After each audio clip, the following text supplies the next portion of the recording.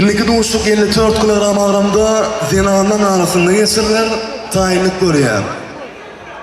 Kızıl geyimde Ömerova Nurcemal, on karşıdaşı Göp geyimde Mehmet Nurova Sevara.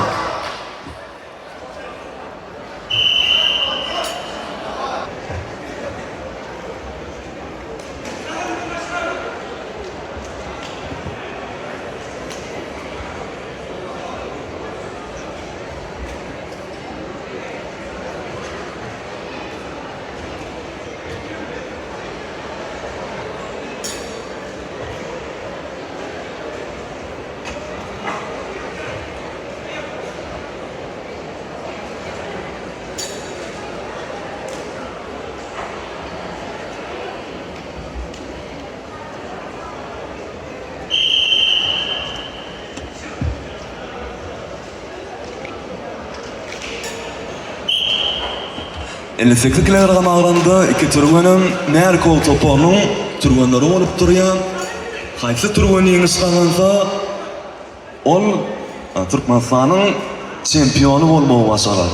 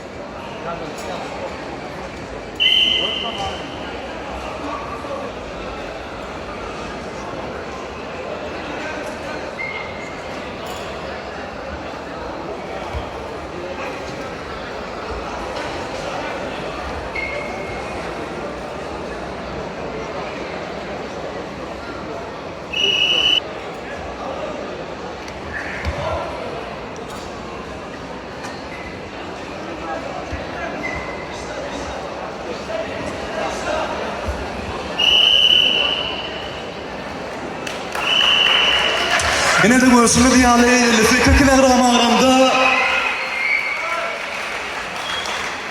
Türkmenistan'ın çempiyonu Devranov İlşan. Ol näer kol topolyň adından 5.000 manat bayragy münasip boldy.